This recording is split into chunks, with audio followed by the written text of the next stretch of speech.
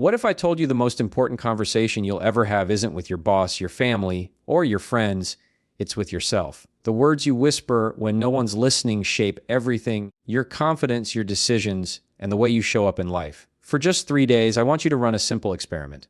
Talk to yourself differently, like someone worth believing in, and you'll be shocked at the shift. The way you talk to yourself sets the tone for your entire day, whether you realize it or not. From the second you wake up, your mind is already listening. If the first thing you tell yourself is, "I'm tired, this is going to be a long day," your brain takes that as the blueprint. It starts scanning for evidence to prove you right. Every small challenge feels bigger. Every little inconvenience stacks on top of the last one because you already told yourself this day would be heavy. But if you shift that conversation, if you decide to start with something like, "I've got what it takes, one step at a time," suddenly the filter changes. Your brain starts looking for proof of that instead. The same problems might still show up, but they don't weigh the same because your words already set the tone. We underestimate how powerful self-talk is because it feels like background noise, but it's not background at all. It's the script you're reading from. You don't get to opt out of it. You're already talking to yourself all day long when you make decisions, when you doubt, when you rehearse conversations in your head. The only choice you have is whether that self-talk is working against you or working for you.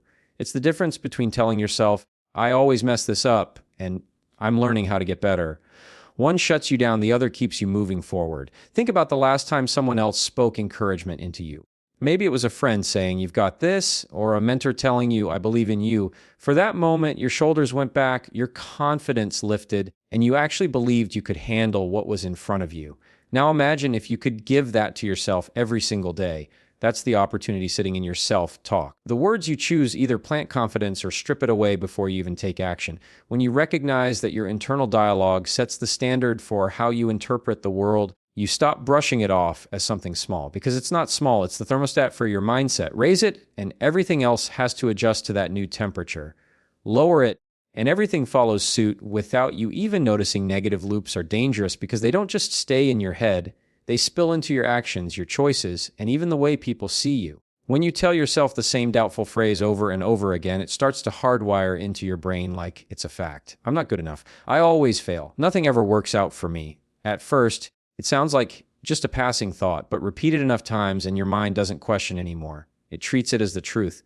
And once your brain accepts it as truth, you begin to live it out like it's reality. That's how a loop works. It circles back on itself until you can't tell the difference between what's real and what's repeated. Most people don't even notice when they've fallen into one of these loops. It starts small. You miss a deadline, and instead of saying, "That's one mistake I can learn from," you tell yourself, "I always screw things up." Then the next time you're about to take on something important, your brain reminds you of that phrase. You hesitate. You second guess. Maybe you don't even try, because you've already convinced yourself of the outcome. And the cycle keeps going, building stronger every time you feed it the same words. Before long, it doesn't feel like a thought you chose.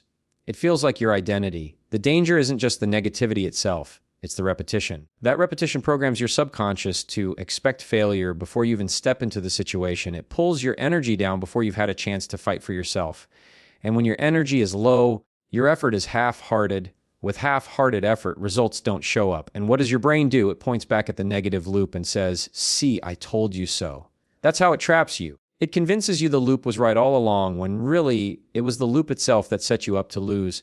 You've probably seen this in other people. The friend who always says, "Nothing good ever happens to me," and somehow nothing ever does. It's not that opportunities don't exist. It's that they've trained themselves not to see them or believe in them. That's the destructive power of a negative loop. It blinds you to possibilities and chains you to a version of yourself that isn't even true. Think about how often we tell ourselves that change has to be massive, permanent, and overwhelming before it counts. We think we have to commit to a whole new lifestyle, fix every flaw, and never slip up again. That kind of thinking keeps people stuck because it feels impossible before they even start. But what if instead of promising yourself forever, you promised yourself 3 days? 3 days where you pay attention to the way you talk to yourself and you treat it like an experiment. No lifelong contract, no pressure to be perfect for the rest of your life. Just 72 hours where you agree to run a test and see what happens when you flip the script on your self-talk. 3 days is short enough that your brain doesn't fight it. It's manageable. You can do almost anything for 3 days, and because it's small, you actually give yourself the chance to start instead of getting paralyzed by the idea of doing it forever. The beauty of it is that in 3 days, you can already feel the difference. You might not completely rewire your thinking, but you'll notice how much lighter your mornings feel when you swap out a negative phrase for a supportive one. You'll notice how much easier it is to take action when you stop saying, I can't handle this, and start saying, I'm figuring this out. Those little shifts show up quickly, and once you feel it, you can't ignore it. The reset challenge isn't about pretending everything is perfect or plastering fake positivity over real problems. It's about running a short, focused trial where you deliberately replace the language you use on yourself. When the old loop of doubt shows up, you interrupt it and try something different. When your mind says, I'm always behind, you replace it with, I'm catching up one thing at a time. When it says, I'm bad at this, you adjust it to, I'm learning this. It doesn't matter if it feels natural at first. What matters is that you're choosing to reset the pattern just for 3 days and giving yourself proof that the way you talk to yourself really does change the way you feel. And once you see that shift, even in a short burst, you realize that the voice in your head isn't fixed, it's flexible, and you get to decide what direction it goes. The words you speak to yourself are not just sounds in your head, they are instructions your brain follows. Every phrase you repeat becomes a signal, a command, a map for how you behave. If you keep telling yourself, I'm not confident, you will walk into a room with your shoulders slouched and your voice quiet because your body follows the order your mind gave it. If you tell yourself, I can handle this, your chest opens, your breathing steadies, and your actions line up with the expectation you've set. The words come first, the behavior follows. It's not magic, it's conditioning. You are constantly training yourself with every sentence you repeat.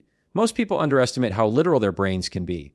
You say, I'm so stressed, 10 times in a day, and your body responds with tension, tight muscles, and shallow breathing. You say, I'm calm and I've got this, and your body matches that too, lowering your heart rate and giving you focus. It's like your words are switches, flipping your state of mind into gear. The tricky part is, you can't not talk to yourself. That inner voice never shuts off. The only choice you get is whether it's giving you fuel or taking it away. Look at any athlete before a big game or a speaker before stepping on stage. They aren't saying to themselves, I'm probably going to fail. They prime their actions with words, I've done the work, I'm ready, let's go.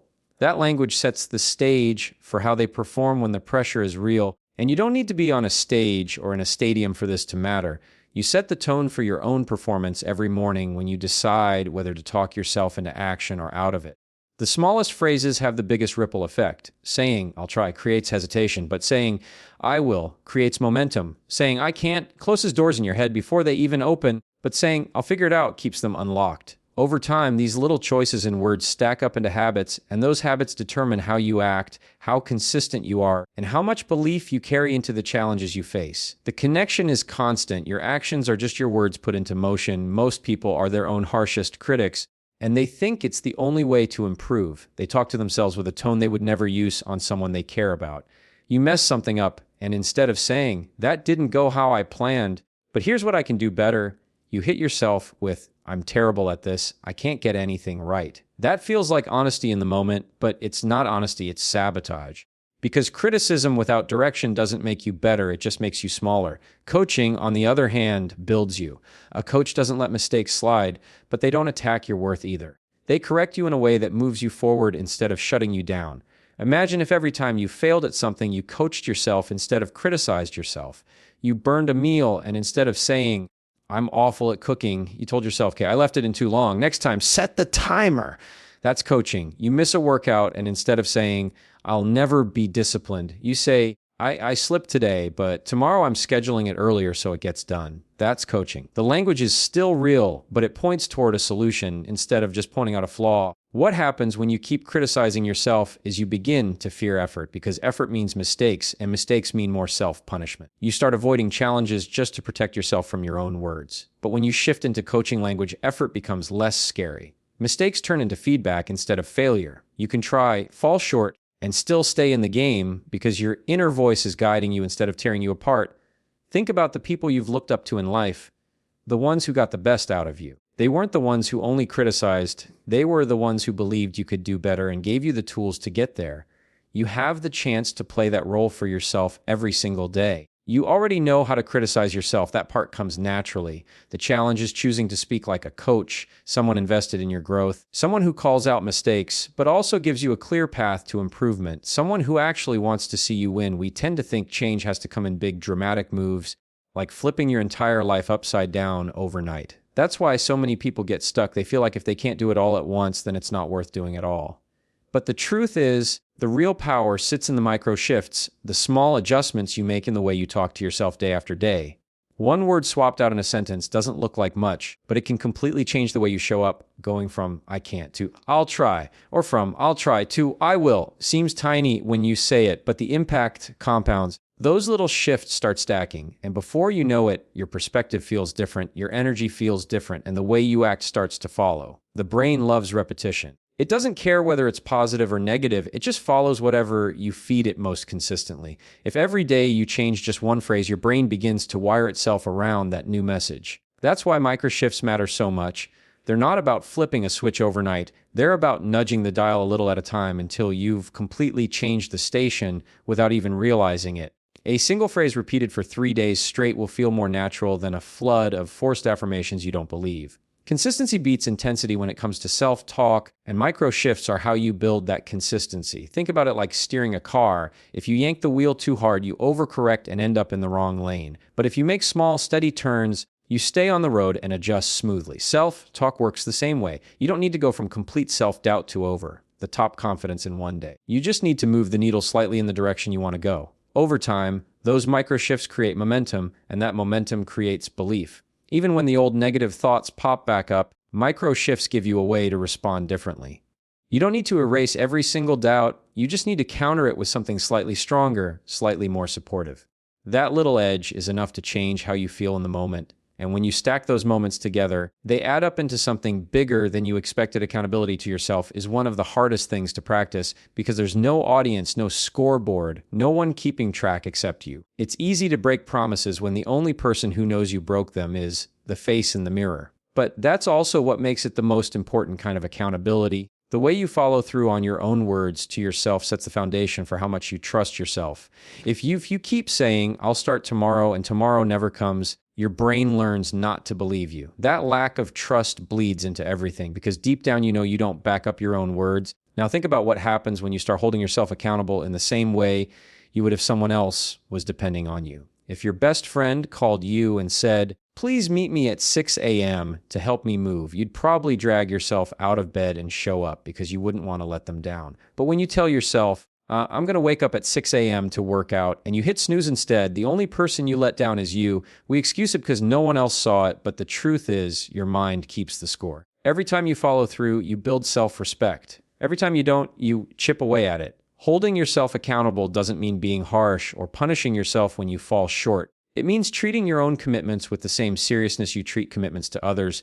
It's speaking to yourself like someone you expect to succeed and then backing it up with action. When you say, "I'll do this," and you actually do it, even if it's small, the trust in yourself grows stronger, and the stronger that trust gets, the more weight your words carry. Suddenly, your self-talk isn't just noise, it's a promise you know you'll keep. The more consistent you are with accountability to yourself, the more confident you become, because confidence isn't built from hype or motivation, it's built from evidence. Evidence that you can count on yourself, evidence that when you say you'll do something, you mean it. That kind of accountability changes the way you talk to yourself because you no longer hear empty words. You hear proof that you're reliable, even when nobody else is watching. 72 hours doesn't sound like much time, but it's enough to feel the difference when you change the way you talk to yourself. Most people think results have to take weeks or months to show up, but the shift starts the moment your language changes. If you spend 3 days speaking to yourself with intention instead of criticism, your brain will catch on faster than you expect. You'll notice it in the little things first. The way you get out of bed, the way you approach your work, the way you carry yourself in conversations. The problems in your life may not disappear, but the weight of them feels different because you're not piling extra negativity on top.